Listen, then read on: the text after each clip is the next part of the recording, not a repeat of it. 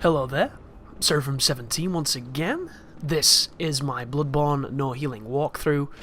We are heading towards the upper Cathedral ward, which is a completely optional area of the game. The ward is a very interesting place. It has some incredibly rare resources, it has one very tricky boss fight, and it has some of the toughest enemies in the game just through sheer circumstance, and not really much else.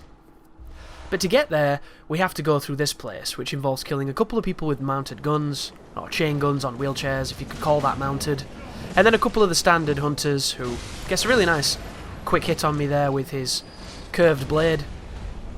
And you may be wondering, if you're not too familiar with the game, how exactly do you get here, when can you get here, and when's the best time to come here? Well, as I've mentioned, Upper Cathedral Ward is regarded to be almost a post-game area because of how challenging it is compared to some of the other areas. I wouldn't agree with that so much, because like anything else in this game, it can be conquered rather comfortably if you know what you're doing, but it definitely has some of the more dickish enemies patrolling its halls, and the first thing to realise is there is a triple gank squad of werewolves that are incredibly strong. And one of the things a lot of new players don't seem to realise with these kind of games is that when you fight the same area in... Sorry, that's not what I wanted to say. If you fight the same enemy in a different area, there's a chance that he may be different. He could be leveled up, he could have higher HP, he could have higher damage. There are a lot of variables that will make him more of a threat to you. And it can be not the most obvious thing unless you're used to it. So you can bump into a guy, it's like, oh, it's that guy, I'll go and hit him twice and he'll die. And you run up to him, you hit him twice, and you haven't even took half his life because he's had an upgrade. And the wolves in that particular zone are a nightmare, because they're incredibly strong, they do really big damage, which isn't even mentioning the ease of which one of these creatures can stunlock you into oblivion. Then combine it with two others that can do the exact same, and you have a gangbang waiting to happen that can be very difficult to avoid. The second creature that will be stalking the halls here is going to be one of the kin creatures, which is the ladies that are hovelled over with the tentacle faces, and then they come and grab you with the little like Ghostbuster knob on their head, and they do all that insight draining, and it's generally a bad thing. Those creatures who are both weak to electricity and they are weak to thrusting weapons. But they have a grab, and the grab, like all grabs in Dark Souls, is very bullshitty. And it's the same in Bloodborne, it's the same in Demon Souls. Grabs are just notoriously tricky to do things with, because not only do they get armor, but they have questionable detections, they have vacuums, and they generally do a lot of damage. We're talking, with my HP, a grab could possibly kill me, if not always kill me, so you need to be incredibly, careful. You'll also notice that the night has progressed to the point of where the sky is this almost bruised purple hue, which is my favourite of the skies in the game. And here is our first taste of the Upper Cathedral upgrade. So these are the standard church hunters, only now he has the buff on his lantern. And of course, these guys will be a little bit more dangerous, but in the grand scheme of things, they're not so bad. So that move right there is a little bit like Nash's Sonic Boom, Nash's Heavy Sonic Boom in Street Fighter V, where it's so slow you can throw it out there and you can immediately follow it up with some pressure and get people worrying about the Sonic Boom. That's what he just did. He puts out the slow fireballs, and then you have to worry about that and him moving forward. But a couple of hits, that's his AoE, be very careful of that technique. That is a one-shot almost all the time when you have low life. But now that he's dead, pick up the Blood Vials and then hit the lantern. You can ignore the little fetus things if you want to. They do drop insight, Madman's Knowledge.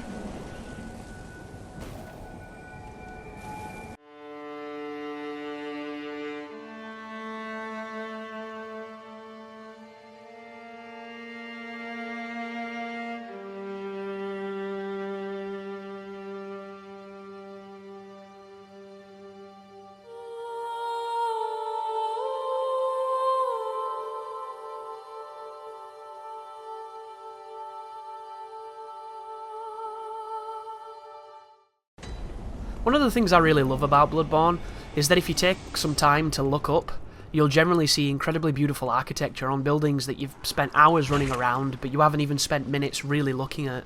And it's a testament to detail and design, and I think that this game has it in spades.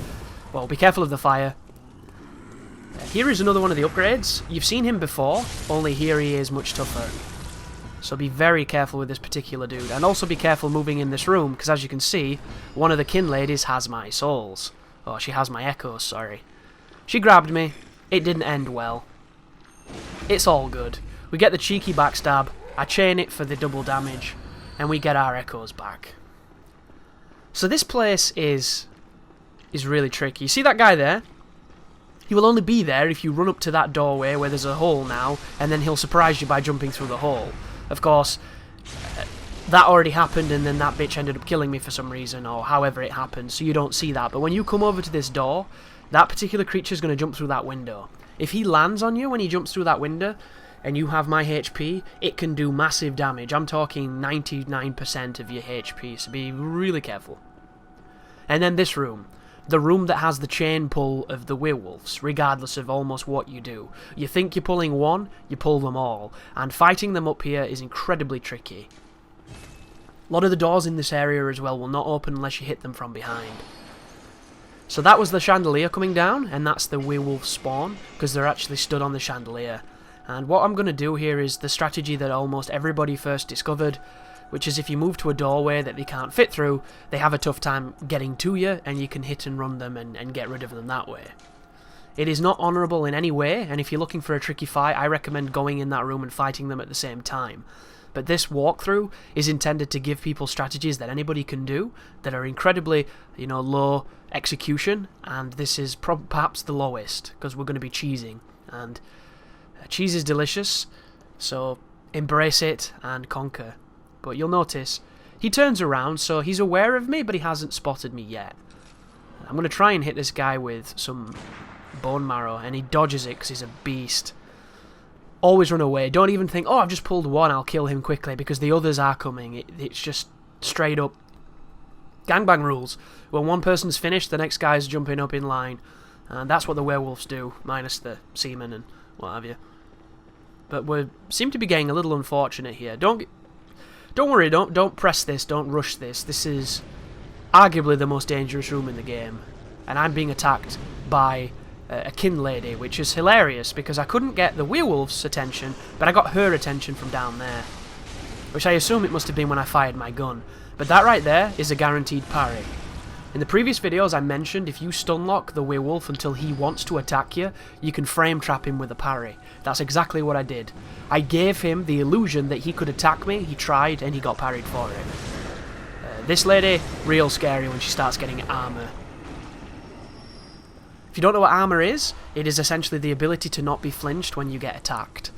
I talk about it a lot, so if I've ever mentioned it in my videos and you've not quite... Look at that, dude!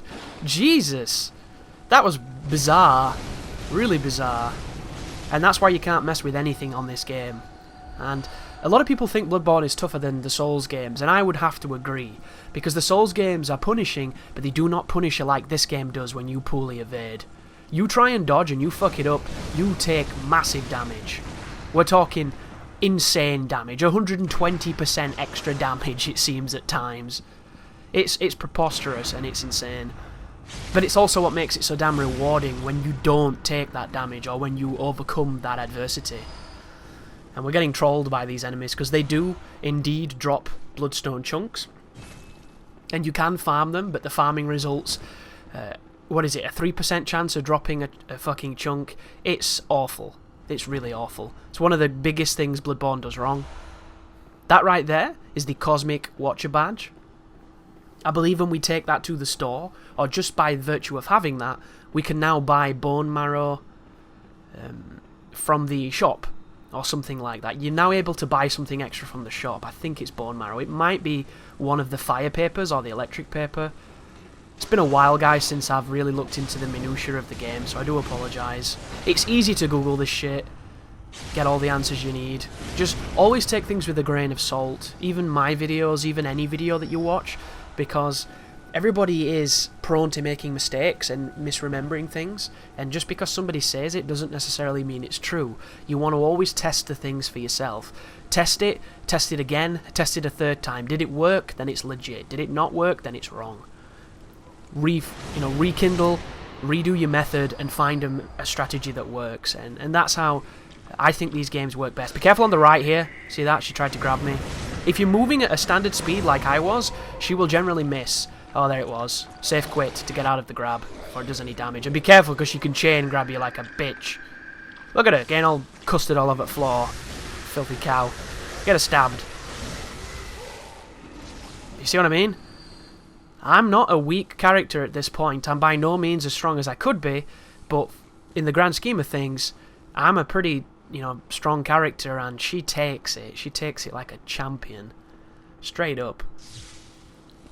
But now that we're up here, you can also get the Napoleon Bonaparte hat, and there is another one of those awful kin ladies. So I'm going to put some bone marrow ash into my gun. I call it bone marrow for some reason. I hope it's not confusing. And I got grabbed! The Latria special. And she's doing it. No, she's whoa! I did not realise they could run for that long. She just fucking tried to Zangief me. Straight up full screen grab attack. I love it. It didn't work, and she's now dead, and I'm grateful, but, Ooh, that's a good technique too. You see how it gave me a blue elixir? The blue elixir will be incredibly powerful in this zone if you do not want to fight these creatures, because it makes it so that you have to be very close to them for them to notice you. It's one of the most overpowered tools in this game that nobody uses, and if you want to see a great example of how useful that item is, check out my Old Hunters DLC walkthrough. I use that to get through 2 zones in the space of about 2 minutes. It's preposterous, but I love it. It's also very dark here, isn't it? It's one of the darkest areas in the game, and you can do a few things to mitigate this. You can carry the lantern, which I believe affects... Does it affect your stamina recovery, I think, by a little bit? Which... I've got the guide to the left of me, and I should probably look that up, but you can wear a lantern, and it will give you a bit more of a passive glow, reminiscent of Demon Souls. But I just never do. I crank my brightness, and I just get used to it. But be careful here, guys. There's 2 of these ladies, and she's grab happy. And once they've shown a proclivity to grab, they will try to grab again. That seems to be the tendency of this particular creature. There is the orphanage key. That is the key that's going to allow us to open the door on the first floor of this room. But before we do so, we need to make contact. And making contact is incredibly important, because if you don't do it, you won't have any contacts. Get it?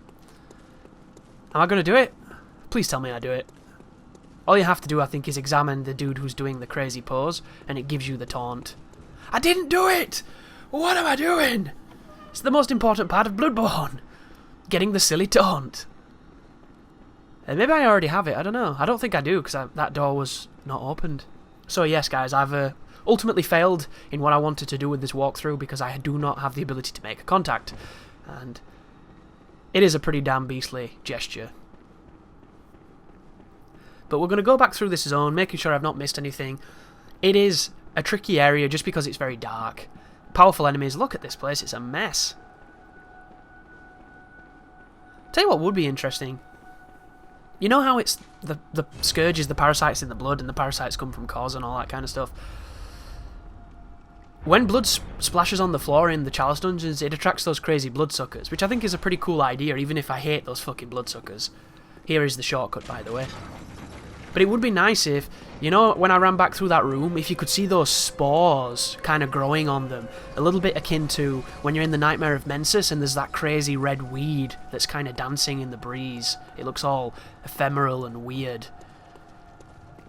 But here is one of the enlightened dudes.